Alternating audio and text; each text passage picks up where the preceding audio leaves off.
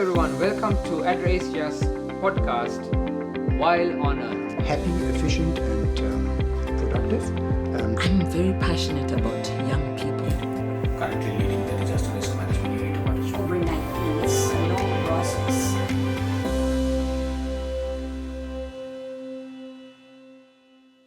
Hello everyone, welcome to ADRA Asia's podcast, While on Earth. Today we have in the studio a special guest and her name is Aki.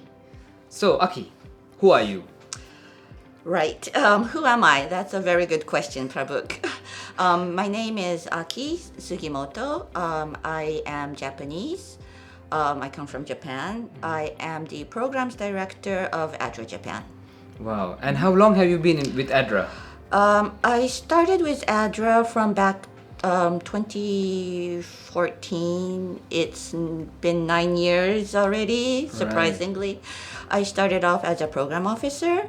I became the program manager, and here recently I became the programs director. And before ADRA, what did you do? I used to work for a different NGO. I've been working in this field of international cooperation development for several years now. Wow, Yes. wow. So Aki, tell us, what are you passionate about? Right. I'm passionate about, I could say several words, but they all link to me. Travel, discovery, Wow. history. Wow. They all would link to me. They sound very differently, but personally, I like to travel, make new discoveries, and of course, when I travel, I like to study the history of that country, that area where I am. Wow. So let's start with travel. Okay. Where have you traveled to?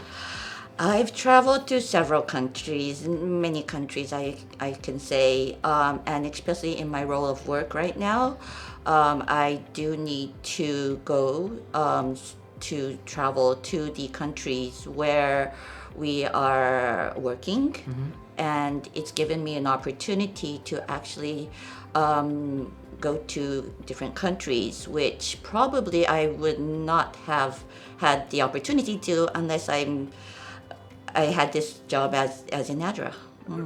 Do you want to list down some countries just so that our Sure. viewers know, have you Sure. traveled to Europe, Asia, only in Asia? Right. So I've studied in the U.S. Okay. and I've also studied in Europe, and so during my study, my student time, I was able to travel around U.S. and most of the countries in Europe because they're all connected. Since I've taken up this job in the development or international cooperation, I've been able to travel to countries such as the more countries that are necessarily in need. For example, in Africa, I've been to Zimbabwe, in Ethiopia, and also I've traveled to Morocco, which was quite interesting as well.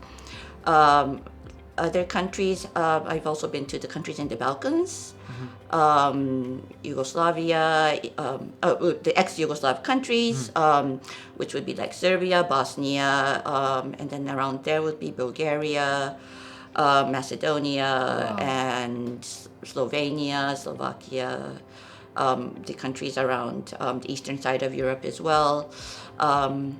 And for my pleasure, I've been to like the to Russia, for example, and of course in Asia as well. So I've been to our neighboring countries like in Korea, Indonesia, let's see, Nepal, Bangladesh. Nepal, yes. Yes. I've been to Nepal, Myanmar, Thailand, of course, and countries like so. Wow. So several countries I've Have you covered, kept, I think. have you kept count of the number of countries? I have not, but I'm planning to count someday. You should. Yes. You should. Yeah. Wow. So what is the most interesting part of traveling? Right. Let's see. So for like long distance, I would usually to ride. I would take the airplane, and starting off to ride the airplane gets very exciting for me. So, I mean, of course, like in this role of job, so it's not always exciting situations, but when it's for my pleasure, I would get excited riding the planes and to think about what I could be discovering in the countries that I would be traveling to. Wow. Do you recall any interesting experience that you've come through? I've had several interesting experiences. Luckily, I have not had any bad experiences. Okay. Yes. So for me, for example, sure. I traveled to when I was traveling inside Europe, for example.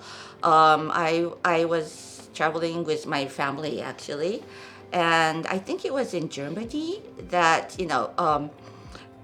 it was this touristic area that we were waiting for when there was this clock.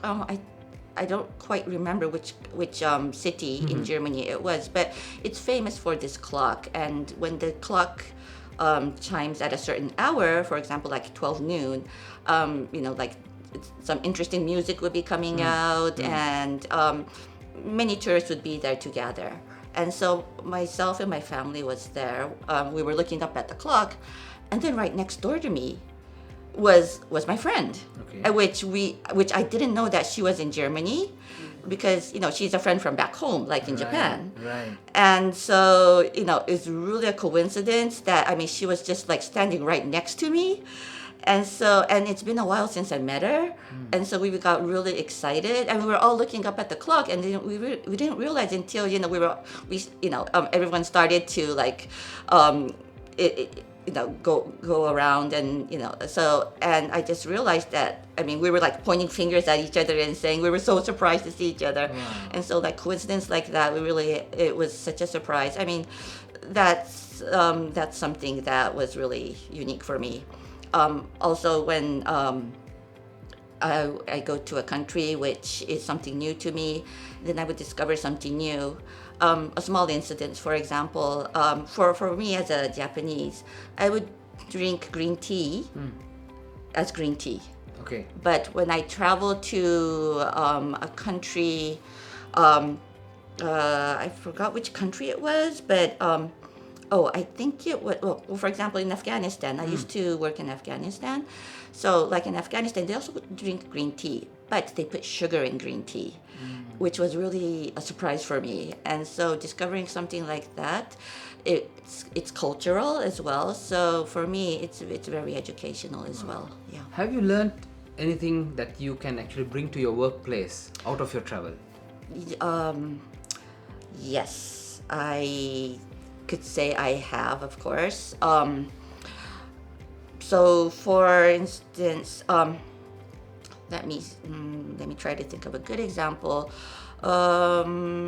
Right. So, of course, when I travel, I meet different people. I discover new cultures, and so there's a cultural difference. For example, me being a Japanese, we keep a certain distance with people, though. When I travel or when I meet different people in different countries, of course, there's like a certain distance that is according to each like country, for example. So so in certain countries, for example, like they're really passionate, and then you could really get close to some people very quickly. Right. You mean physically close? Physically like closely as well, hugging. Yeah. Right, Okay, yeah, okay. shaking hands, Right, hugging. right. For us as being a Japanese, I would bow more. We Right. have a certain distance and then we bow. Right. And physical contact is not so much, actually, Right. as being a Japanese. Right. However, in certain countries, it's better actually, to show some Affection. no? affection. Yeah. Yeah, that's right. Yes, shaking hands is of course one of them. Hugging people, that's a way for communication as well, and that's also a way to really try to work closely with that person, and it also makes a better relation. It also has a really strong effect, I guess you could say, on how we work together for the cooperation.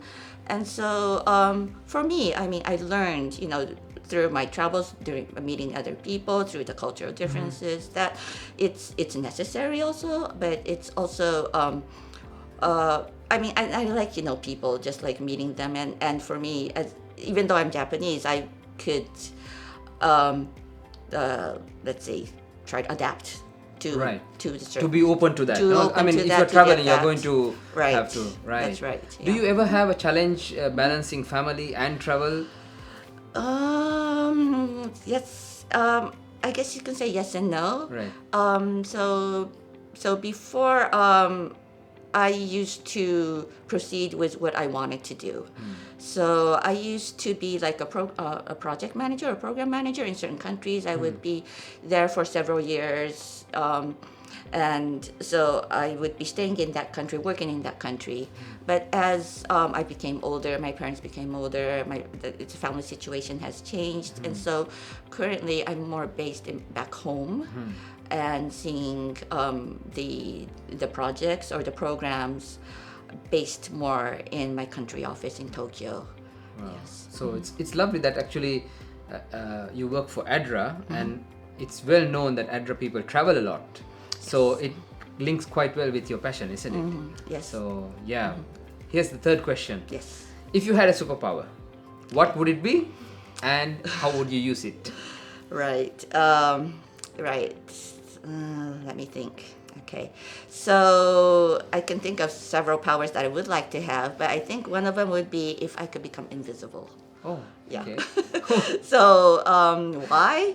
Right. Okay. It's not because I want to do something bad or anything like that, but Rob a bank or yeah, not like something like that. But it's more of if I became invisible, for example. So for me, I feel that sometimes like in certain areas we cannot reach.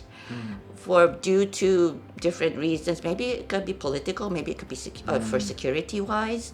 But if I became invisible, I feel that maybe I could try to reach out to the people in need in those areas. So if no one sees me, maybe I can reach those people. Maybe I could try to contact them or to take something with me for them, and in that way, that's one reason why. The other is maybe I could rewrite history in a way as well. So there's like ifs. If this didn't happen, if this went this way, choices, right? So for example, if I became invisible, maybe if I took out one document, maybe the history might have changed. Wow, yes. So I mean, Interesting. If I start to imagine, there's maybe other things that I can do if I became invisible. Wow, that's so interesting. I've never thought about it. Thank you, Aki, for being on the show. So thank you everyone for tuning in today. Please subscribe and share this video and write to us. Let us know if you want us to discuss anything that you are passionate about. Thank you very much again, and see you on the next episode. Goodbye for now.